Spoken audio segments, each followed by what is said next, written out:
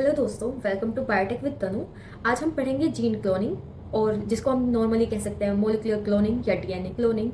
तो आज हमारा टॉपिक है जीन क्लोनिंग, जो हमारा जेनेटिक इंजीनियरिंग का सबसे फर्स्ट टॉपिक होता है और हमारा सबसे बेसिक, और हम कह सकते हैं हमारी एक नींव होती है जेनेटिक इंजीनियरिंग में पढ़ाई करने की। ठीक है, तो आज हम उस चीज़ से स्टार्ट करते हैं। ठीक है, अभी हम धीरे धीरे सारे टॉपिक्स इसके जीन क्लोनिंग के कवर करेंगे। तो लेट्स स्टार्ट।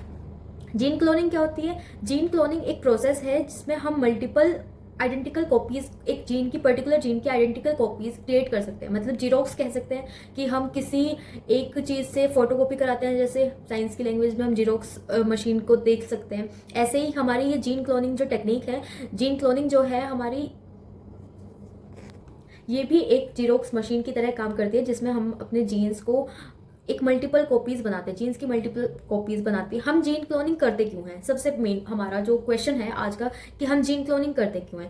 हमें लार्ज क्वांटिटी चाहिए होती है किसी स्पेसिफिक जीन की। अगर हमें कोई जीन के ऊपर, किसी जीन के ऊपर काम करना है, तो हमें उसकी मल्टीपल कॉपीज चाहिए होंगी उस वर्क को करने के लिए। हमें स्टडी करना है जीन स्ट्रक्चर को, फंक्शन को, हमें प्रोटीन एक्सप्रेस करना है, जैसे कि इंसुलिन। हम जैसे इंसुलिन आजकल बिकता है ह्यूमिलिन करके, ग्रोथ हॉर्मोन्स हो गए हैं, और हमारे जेनेटिक मॉडिफिकेशन ऑफ ऑर्गेनिज्म और जीन थेरेपी और वैक्सीन प्रोडक्शन जैसी चीज़ों के लिए हमें ज़रूरत होती है जीन क्लोनिंग की। ठीक है, अब हमारे पास जीन क्लोनिंग के लिए टूल्स आते हैं। हमारे पास 10 टूल्स होते हैं जीन क्लोनिंग को करने के लिए। सबसे पहला हमारा जो टूल है वो है इंसर्ट डीएनए। इंसर्ट डीएनए क्या होता है? इंसर्ट डीएनए एक ऐसा डीएनए है जो कि हमारा जीन ऑफ इंटरेस्ट बताता है, कि जिसको हमें पर्टिकुलर जीन चाहिए हमें अपने होस्ट के अंदर डालने के लिए। ठीक है, हम इसको पैसेंजर डीएनए भी कह सकते हैं, हम इसको जीन ऑफ इंटरेस्ट भी कहते हैं। पैसेंजर डीएनए हम इसको इसलिए कहते हैं कि ये पैसेंजर है, कि ये हमारे व्हीकल डीएनए पर, वेक्टर जिसके बारे में हम आगे स्टडी करेंगे, ये उस पर बैठकर जाएगा हमारे होस्ट के पास और वहां पर मल्टीपल कॉपीज क्रिएट करेगा। ठीक है, it is targeted gene that needs to be clone. ठीक है, ये वो जीन है जिससे हमें पता चलता है कि ये हमें जीरोक्स बनानी है इसकी। हम किसी भी कॉपी कराने के लिए जाएंगे, अगर हम किसी दुकान पे कॉपी कराने के लिए जाएंगे, तो हम पहले वहां पर कुछ पेपर, कुछ डॉक्यूमेंट या फिर कुछ भी हम देंगे पहले, कि इस चीज़ की हमें जीरोक्स चाहिए, इस चीज़ की हमें कॉपी चाहिए। तो ये टारगेट जो हमारा जो इंसर्ट जीन है, वो वही टारगेट जीन है जिसकी हमें कॉपी बनानी है। ठीक है, it is isolated from source DNA using restriction enzyme. Restriction enzyme की हेल्प से हम इसको आइसोलेट करते हैं। ठीक है, इसे आइसोलेट करते हैं फ्रॉम द डीएनए। ठीक है, अब हमारे पास दूसरा जो टूल है, हमारे पास आता है वेक्टर डीएनए। वेक्टर डीएनए को हम कह सकते हैं कैरियर डीएनए, और व्हीकल डीएनए भी। कैरियर डीएनए इसलिए क्योंकि ये कैरी करता है, और व्हीकल डीएनए इसलिए क्योंकि ये हमारे पैसेंजर डीएनए को अपने ऊपर बैठाकर होस्ट सेल के पास लेके जाता है, वहां पर जाकर वो मल्टीपल कॉपीज क्रिएट करता है। अब हमारे पास आ जाता है वेक्टर डीएनए। जैसे अभी हमने पढ़ा है कि ये हमारे पास एक व्हीकल डीएनए होता है, कैरियर डीएनए होता है, क्योंकि ये कैरी करता है। DNA molecules that carry foreign DNA. Foreign DNA यहाँ पर हमारा कहने का मतलब है जो टारगेटेड जीन है, हमारा जीन ऑफ इंटरेस्ट है, उसको हम फॉरेन डीएनए कह रहे हैं, इनटू होस्ट सेल। ठीक है, ये काफी सारे टाइप्स का हो सकता है। प्लास्मिड, जैसे बहुत नॉर्मली प्लास्मिड हम यूज करते हैं, बैक्टीरियोफेज यूज करते हैं, कॉस्मिड यूज करते हैं, बैक्टीरियल आर्टिफिशियल क्रोमोसोम यूज करते हैं, यीस्ट आर्टिफिशियल क्रोमोसोम्स यूज करते हैं। तो ये सब हमारे पास टाइप्स हैं वेक्टर डीएनए की। ठीक है, अब जो वेक्टर डीएनए है, वेक्टर डीएनए की प्रॉपर्टीज क्या क्या होनी चाहिए? ये हमारे पास ओरिजिन ऑफ रेप्लिकेशन होना चाहिए, सिलेक्टेबल मार्कर होना चाहिए।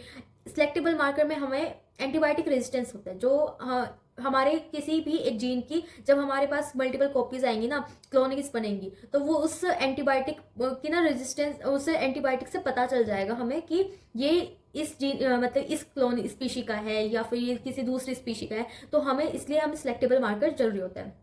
रेस्ट्रिक्शन साइट फॉर इंसर्शन, की हमें रेस्ट्रिक्शन साइट चाहिए, हमें जिसको हम पॉलीलिंकर साइट भी बोलते हैं और मल्टीपल क्लोनिंग साइट भी बोलते हैं। मल्टीपल क्लोनिंग साइट का क्योंकि यहीं पर कट लगता है, और यहीं पर कट लगने के बाद हमारा जो आगे की प्रोसीजर होती है, जीन ऑफ इंटरेस्ट आके इस पर अटैच होगा, अटैच होने के बाद यहाँ पर मल्टीपल कॉपीज बननी शुरू होंगी इसको। ठीक है, फिर अब आता है हमारे पास रेस्ट्रिक्शन एंजाइम। रेस्ट्रिक्शन एंजाइम क्या होता है? इसको हम बोलते हैं मोलिकुलर सीजर। मोलिकुलर सीजर क्यों बोलते हैं? क्योंकि ये काटने का काम करता है। ये हमारे मोलिकुलर मीन्स कि हमारे डीएनए को काटने का काम करता है।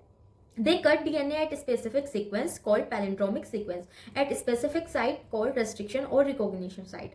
अब ये palindromic sequence क्या होता है? palindromic sequence एक ऐसा sequence होता है जिसको हम आगे से और पीछे से, फॉरवर्ड डायरेक्शन में और बैकवर्ड डायरेक्शन में जब हम पढ़ते हैं ना कॉम्प्लीमेंट्री स्ट्रैंड्स के, तो वो सेम ही मतलब रीड किया जाता है। ठीक है, जैसे कि अभी हम आगे पढ़ेंगे, जैसे कि अभी हमारे पास एक EcoR1 का हमारे पास एक एग्जांपल है, इसके 5' पे GAATTC, ये हमारे एक मतलब कि एक न्यूक्लियोटाइड का सीक्वेंस है, ठीक है।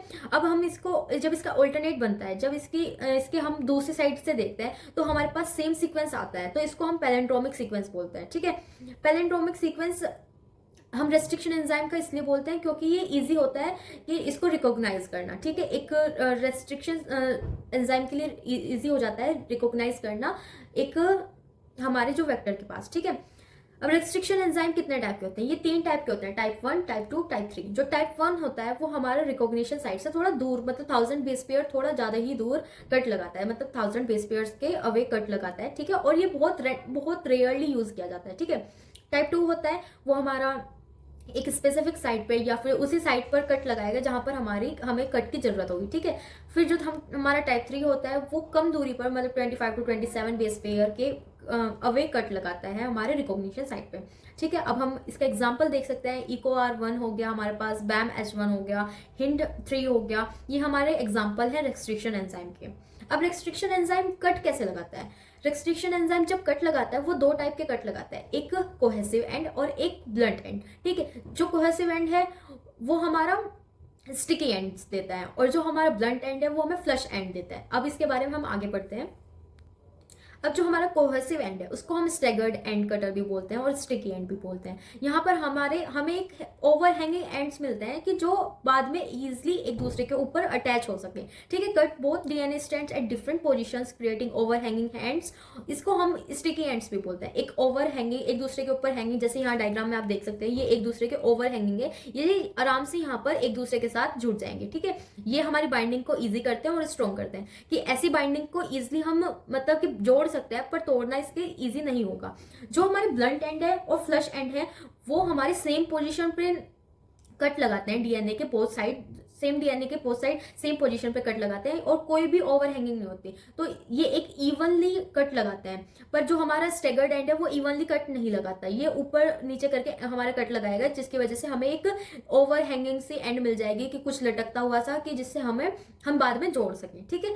ये हमारा ब्लंट एंड कटर है वो डिफिकल्ट होता है लाइगेशन के लिए, ये जोड़ने में बहुत डिफिकल्ट होता है क्योंकि ये इसकी जो अगर हम किसी चीज को ऐसे जोड़ेंगे तो वो ऐसे बहुत रेयरली जुड़ेगा, और किसी चीज को ऐसे जोड़ेंगे तो वो बहुत टाइटली जुड़ जाएगा, ठीक है। तो ऐसे ही हमारा कोहेसिव एंड और ब्लंट एंड में होता है, ठीक है। अब हमने बात करी थी रिकॉग्निशन साइट की। रिकॉग्निशन साइट क्या होती है? रिकॉग्निशन साइट एक ऐसी साइट होती है जहां पर स्पेसिफिक सीक्वेंस होते हैं न्यूक्लियोटाइड्स के डीएनए में, जहां पर हमारा जो रेस्ट्रिक्शन एंजाइम है वो रिकॉग्नाइज करता है और बाउंड करता है उस साइट के पास, ठीक है। वहीं से फिर वो कट लगाएगा और कट लगाने के बाद हमारी जो फर्दर प्रोसेसेस है वो स्टार्ट होंगी, ठीक है। आज के लिए हम इतना ही करते हैं।